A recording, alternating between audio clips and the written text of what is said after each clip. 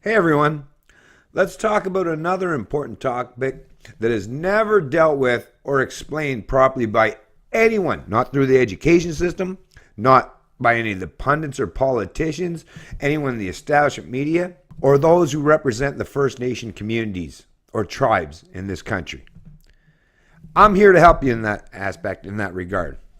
Headline from this particular CBC article is "Not So Funny Money. Indigenous artist sets sights on the faces that adorn our currency." As Canadians across the country debate whether or not historical figures with problematic history should be stripped from statues, schools, or street signs, as if denying reality or denying history, whether it was good or bad, because that's another thing. History is not just there's some bad things that you can point to in history, but there are also some positive aspects and attributes from that history as well. So to deny history is not just to deny the negative aspects of that history, but the positive aspects as well. No, the proper way to go forward is to acknowledge and recognize that history and build upon it and look to benefit Canadians in the here and now or into the future and learn from maybe some of the past mistakes or causes of hardships in the past. One Indigenous artist has set his sights on the faces that adorn our currency. Jay Soul is a multimedia artist from the Chippewas of the Thames First Nation in Ontario. Soul, who is of Chippewa and Lebanese descent, creates art under the name Chippewar, a play on the words Chippewa and warrior. His new grassroots sticker project is called Not So Funny Money. I've created little vinyl stickers that go on the $5, $10, and $20 bills. I've taken historical quotes from Sir Wilfrid Laurier and John A. Macdonald. I've put these quotes in little speech bubbles and you stick them onto the currency. Soul also created a sticker for the Queen's Bill that says, "I own 82% of the landmass in Canada," in brackets, Crown land. 0.2% of Crown land has been set aside for the use of Indians.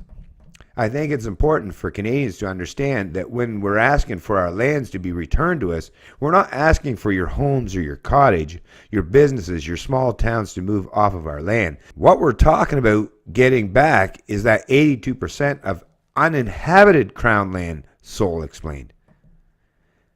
Now, before I continue any further, that 82% of Crown land, which the government has claimed ownership, right? So what these First Nations people or these tribal leaders or representatives of such are trying to put forth and present as a narrative, as a dialogue is, yeah, your central planning overlords, the people that came to this country and claimed ownership, right, of these lands. No, you don't own that. That was ours. So really what you're talking about here is, yeah, warring factions, whether it's tribal or governmental. You're still talking about people that had some kind of pretense that they had authority to claim ownership of land that they had no fucking right to do so in the first place. None of these people, the government of England, the government of Canada, or the tribes of the First Nations people that were here even prior to those others, none of them have any legitimate claim on the entire landmass of this country we call Canada. None of them. Zilch. Zero. All right? Let me make that the most important point I want to present in this video is none of them have any legitimate claim. So this 82% of land, instead of saying, oh yeah, well that's the Aboriginal people, or that's this tribe's land, or that's the Canadian government, or the British government, or the monarchy, or any of these fucking central planning dipshits that think that they have the authority to basically say, this is all mine, right?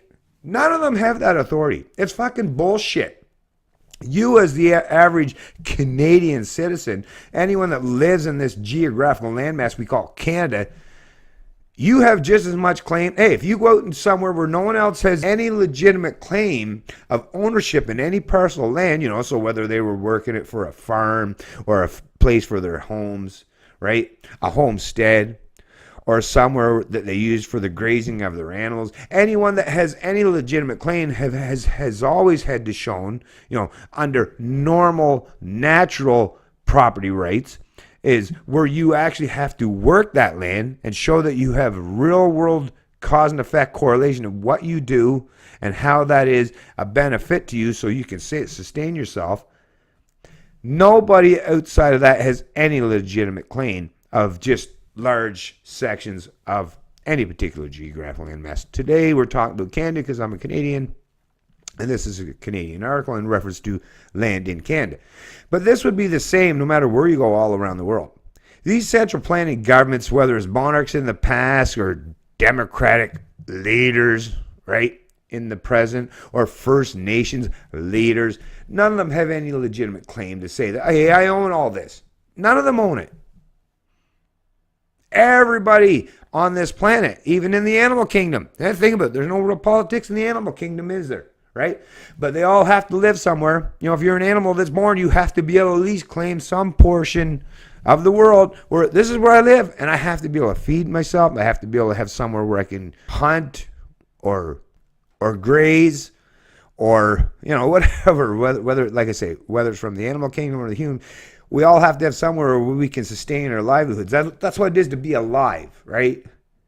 To be free from forced subjugation, serfdom, or slavery is you have to have some small area of this world that you can claim as your own so that you can propagate your species, your offspring, and sustain your livelihood. That's just a reality, right? Fuck politics. Because politics shouldn't even play into that equation.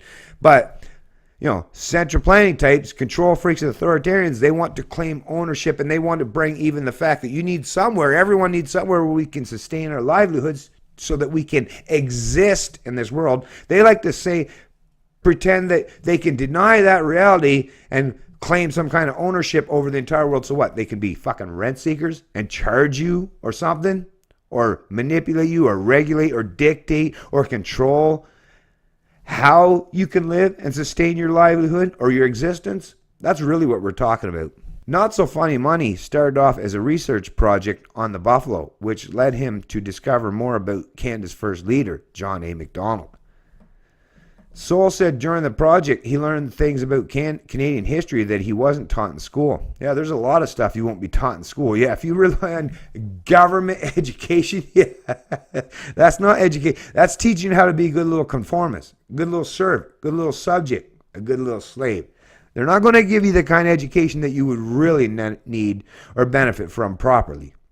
That's a given, and it doesn't matter what government or what side of the political spectrum, or whether it's even a First Nation, tribal government. None of the people that are seeking authority over you to dictate, control, and manipulate you, they're not going to give you the proper information. That only makes sense, right? To be properly informed that they have no legitimate claim of authority over you. They're not going to shoot themselves in the foot. Yeah, that's a given. Recognize and realize. It was a systematic slaughtering of the buffalo as a means of starvation, as a means of clearing for industrial cattle, and for settlers, and for the railroad. That's horrific. Those are true facts. Those aren't made up things. For Soul, choosing who is honored by being placed on currency is something that shouldn't be taken lightly. If we're really going to be honoring people, we should be honoring people who are through and through good-hearted, kind, caring people who have done great things, not just for white settlers, but for all of Canada, including the Indigenous people.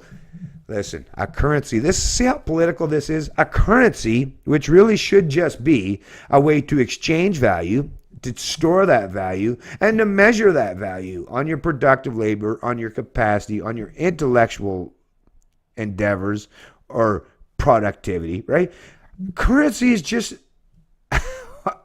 a tool, right? That's all currency should be. Fuck bringing politics and whose name. Listen, I'd be more than happy to take any fucking politicians or some central planning dipshit, take all their names off it. All I care about is wherever I go to consume or exchange or to retain value of my productive capacities, all I know is there's a way to measure that. That's all I care. I don't give a fuck about pictures. I don't care about the graffiti or the art that's contained in these goddamn currencies. This is what we're at today, though. But you see the kind of arguments you're getting from these fuckers?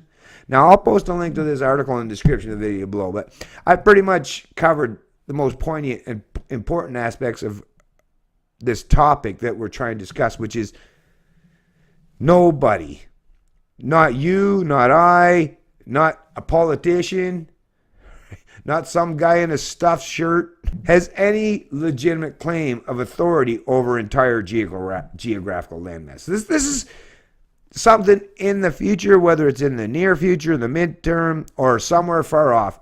There will come a point in time where humans will understand that, yeah, of course nobody, well, duh. People will be saying, like, when I point this stuff out, or when people point this out in the future, they'll be saying, well, hello, of course.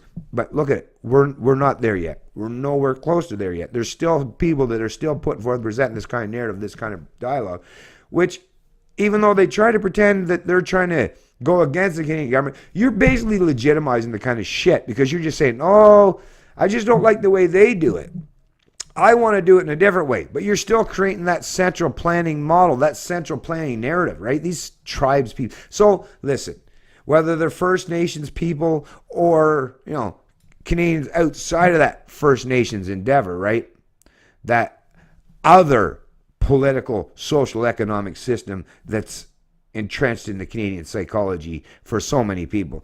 Listen, reject them all. If you're an average Canadian, whether you're a First Nations person or any other Canadian, just recognize and realize that, yeah, central planners of all stripes, none of them have any legitimate claim on parcels of land that they haven't done anything to in this country. They have no legitimate claim on anywhere outside of where they need to sustain their personal livelihoods, right? Or that they've paid for, or that they have attained through a natural common law type of system, or just means where they've attained any claim, deed, or ownership of any parcel of land where they've actually done it through any normal process, which would be indisputable by any external parties, entities, or individuals. Outside of that 82% of land in Canada that is really, what it really is unclaimed land. Nobody owns it. But if there are people who want to go in and take possession of that land, then by rights, they should be able to do so. But only enough, like I said, that you can actually work and use productively and show that you're doing as such. Land is a finite and natural resource that all humans and all animals have legitimate claim to, but only enough where it's deemed necessary to sustain their livelihood, to sustain their family, and show just cause for why they should have legal ownership or claim over that particular geographical landmass. That's what property rights entail. Go back to some of the amazing intellectual thoughts that were presented and put forth by people such as John Locke. If you want to learn more about what private property and property rights entail, then, you need to look to the kind of intellectual leaders in the past, or even some now in the future, that will help better explain things to you and how it should be. There are processes that need to be carried out. There are, laws, right? There are rules and there are principles that need to be followed for people to have natural claims of ownership to any particular parcel of land. But that doesn't expand out, right? You can't expand that out to say, hey, I'll just claim all of Canada. I mean, think about it, 82%. I mean, Canada's a big fucking country. Was it the second biggest country on the planet? Yeah. Nobody, like I've said many times before, nobody has any legitimate claim over all that area, or over all this land mass. That's just an excuse for rent seekers to look to having some pretense of authority to own that land where they can pretend that they can benefit or profit from giving others access to it. That's bullshit. They don't have any legitimate claim in the first place. It's Canadian Libertarian, and I love liberty.